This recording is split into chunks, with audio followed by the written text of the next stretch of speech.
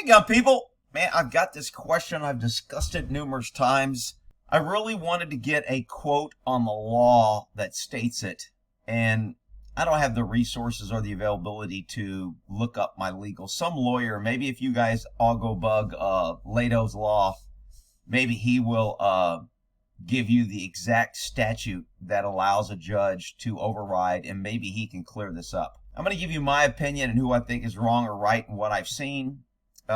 So I just did a video where the judge threw out the jury's decision. The jury voted guilty, and he goes, screw it, I'm overturning it, not guilty. And I've seen judges do that. So it's legal for a judge, and to be honest, I've seen judges do a lot of shit that they're really not allowed to do. So just because a judge does something doesn't mean it's right, doesn't mean it's not going to get overturned, doesn't mean it's within the law, doesn't really mean it's against the law. Which is why when somebody comes here and wants to argue, man, you don't know the law says that, it doesn't matter. It's all fluid. It's all the best argument. It's all depends on the judge and the DA and your attorney and the jury, and there's just too many moving parts. So anyone that, and that's why most good lawyers will never tell you, oh, this is slam dunk, there's no way they're going to convict you. They just won't say that because you never know. So, can a judge overturn a jury?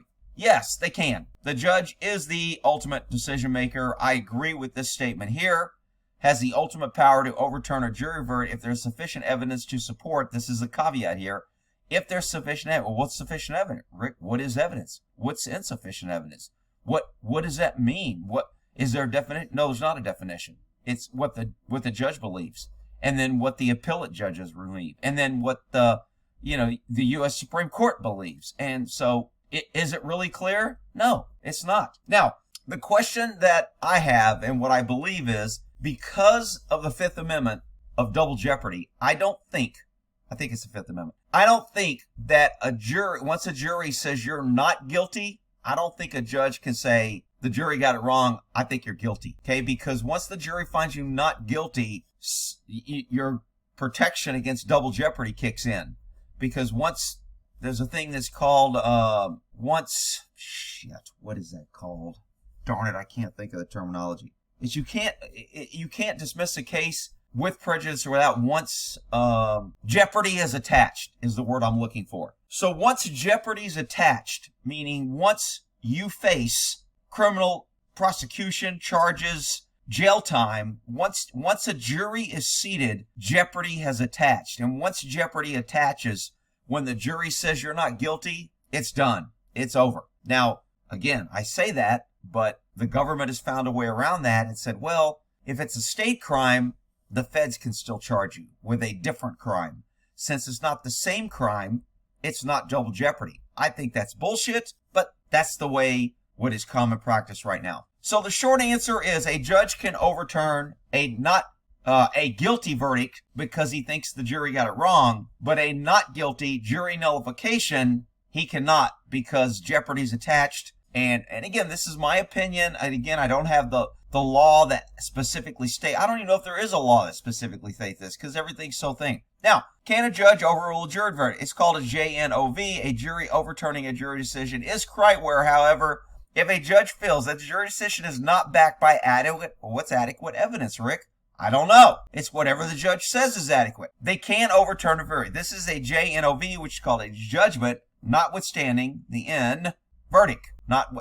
Notwithstanding the verdict. I don't know where notwithstanding is NO, I guess. Not. Okay, so JNOV, notwithstanding the verdict. Now, does a judge have more power than the jury? Only the judge decides. However, many agree that it is a bit risky for one individual decision to judge. Well, a judge makes the individual decision all the time. If you pick a jury trial, which is commonly called a bench trial, the judge makes all the decisions. And sometimes that's good because a judge hears everything and a jury never hears everything. So if there's misconduct and there's a statement that the cops got and it hurts the prosecution case, so the prosecution gets it suppressed saying, no, we don't want it in here because of this, because of that, and the judge goes, okay, the jury won't hear that. It still may be a true statement and it may change the jury's decision, but the jury will never hear it. However, the judge always hears it because he's on the bench and he has to decide whether it's submitted. And you can't unring that bell. So there's a theory in the legal system that if you're truly innocent, you should pick a bench trial because a judge hears all the evidence and he will not let you go to jail because you're innocent. But if you're not really innocent, you might be able to confuse one juror, and all it takes is one juror to be confused, and you get a hung jury, which is the same as a not guilty, and then the DA has to retry. So there's pros and cons to having a bench trial versus a jury trial. Can a judge overrule your case? No. So this judge, and I opened this case up. Where is that? Right here. I don't know who this lawyer is, but I wouldn't take him because I think this is an absolute false statement because I've seen this happen and it's just not true. But this law firm says no. Once a verdict has been rendered, either guilty or not, the judge cannot overrule the jury. I think this is absolutely wrong. Now, maybe these people are the one that's right, but I don't agree with that. So, then it gets in, can a judge overrule a death penalty? There are 4 states, and I think Alabama has overruled 4 different death penalties. And I mean overrule it, meaning that the jury said, no, we're going to give him life in prison. And the judge goes, no, screw that. He's getting a death penalty. That's a pretty big ballsy decision. And I think Alabama's done it 4 times. I thought this was an interesting case. Where was that? Not guilty verdict. Oh, here we go. So in this, a former prosecutor, Georgetown University professor, has dubbed another variation of this theme of jury nullification 2.0. He used this term to reference a case in Missouri where a man was charged with possession of 1/16 of an ounce of marijuana in a county that had passed a citizen initiative instructing law enforcement to make marijuana enforcement their lowest priority. So this happened in Sacramento when I was working with the DA in Sacramento.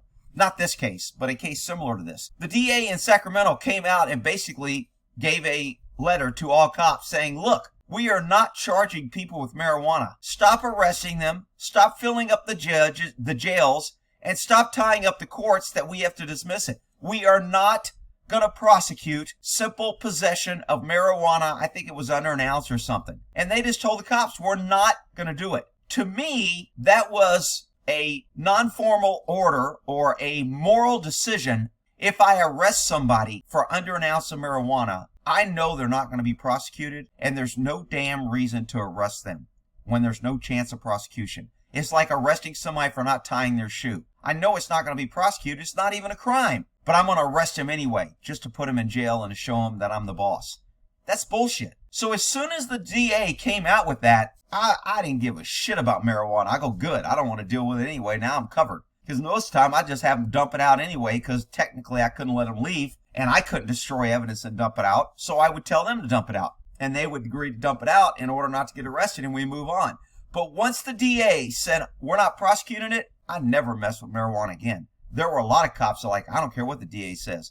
It's still a crime. I can still arrest. So I'm arresting it. Let the DA dismiss it. So, I mean, and sometimes it's kind of iffy like that. I mean, I've arrested child neglect cases that I didn't think the DA would follow through because we had a weak-ass DA and they'd only prosecute shit that was really egregious. I mean, if the parent wasn't locking the kid in the basement and chaining him to the door, they'd be like, it's not abuse. But I'd go in there and I'd be like, the kid ain't got no food. He's freaking running around outside naked in the middle of freaking winter. I'm arresting him. I don't give a shit. I'm charging the parents with child neglect. And the charges would get dropped and I'd put the kid through the system and the CPS would give the kid back. But I was like, that's bullshit. I think it was unethical for me to leave a kid in that situation. Even though, so maybe someone will say I'm hypocritical because I did one thing, I followed the DA in one and I ignored another. I'm just telling you. So in this case, a man was charged with 1/16 of an ounce of marijuana, even though the law enforcement instructed of 27 potential jurors doing question and voir dire, whatever you want to say it. Only 5 of the 27 said they would vote to convict a person of possession with such a small amount of marijuana. So here's what I don't agree with. Skeptical that it would not even be possible to find 12 people that would even agree to vote guilty. The judge in the case called a recess. He got the lawyers together, and this is what I call a forced plea. The judge goes, look, you need to make this go away or both of you ain't going to be happy because if you make me go through a trial, I'm going to make both your bodies miserable. So you either come to an agreement or you're both going to be miserable. And it's a forced plea. So in this case, the lawyers worked out a deal known as an Alford plea, in which the defendant didn't admit guilt. An Alford plea is basically you plead guilty without admitting guilt, and the DA gives you a sweetheart promise of no jail time, no probation, no nothing. We get a conviction, we don't have to go to trial, you don't face possibly going to jail, but we get to carry a stat that we got a guilty conviction. It's bullshit, but they forced the guy into it. So I don't even like this deal. If the guy knew that they were having that much trouble getting that, he should have went, not no, but hell no. See the freaking jury. I had 1/16 and they were told, I'll take my freaking chances. I think the prosecution would have dropped the case. But that's not what happened. And I don't know all the facts. And I know people hate using Wikipedia as a reference because it's, well, whatever.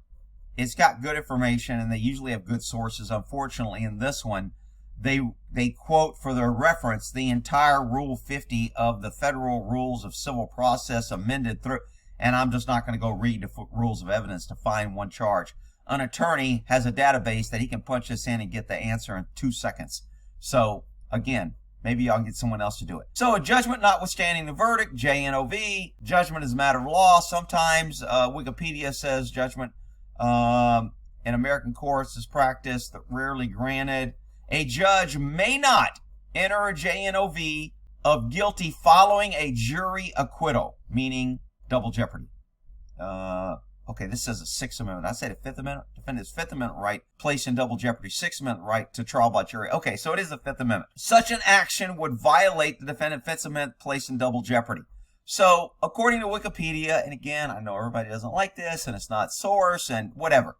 If you don't like it and you don't agree with it, then go find your own damn reference and don't come here and play Mr. Freaking I hate Wikipedia and you have no credibility because you used them. Whatever. You freaking crybabies. During nullification, it goes into this where people can say, look, if they think a law is so unjust and the prosecution is doing this bullshit and wasted our time as a jury, I'm going to vote not guilty no matter what. And to be honest, if I'm ever on a jury, and I've never been on one, usually when they find out you're a retired cop or a cop in law enforcement, they don't want you on a jury because you know the system. So anyway, if I'm ever on a jury, when I go in there, my default is not guilty. And that's where the theory comes that a person is presumed innocent until proven guilty. People think that cops, as a detective, when I'm working a case, that I have to presume someone's innocent. That's not true.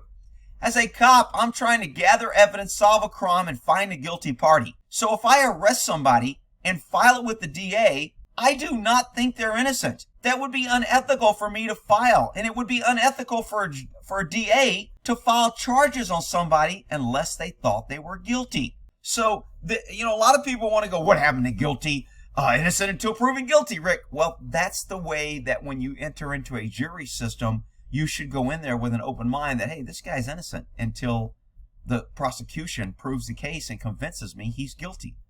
All right? And even if the prosecution does convict you guilty, you can go, I don't give a shit. I think the government's wrong in this. I don't like the law. I don't like the DA. I don't like the process. I'm voting not guilty. You cannot be charged with a crime for voting not guilty on a jury. Jury is the last place where pesky citizens have power over the government. And we can tell the government, screw you, I'm voting not guilty. And when jurors finally figure that out and everybody starts standing together and all we return is not guilty verdicts, the police system breaks down and this government tyranny shit stops. Unfortunately, they still keep finding dumb enough jurors to keep voting guilty. So anyway, that's on Can a Judge Overturn the Thing? I went 15 minutes. Sorry. You can beat me up in the comments. We'll end that there. A judge can overturn a guilty verdict. They cannot overturn a not guilty verdict, in my opinion. All right, we'll end that there. Y'all have a good one.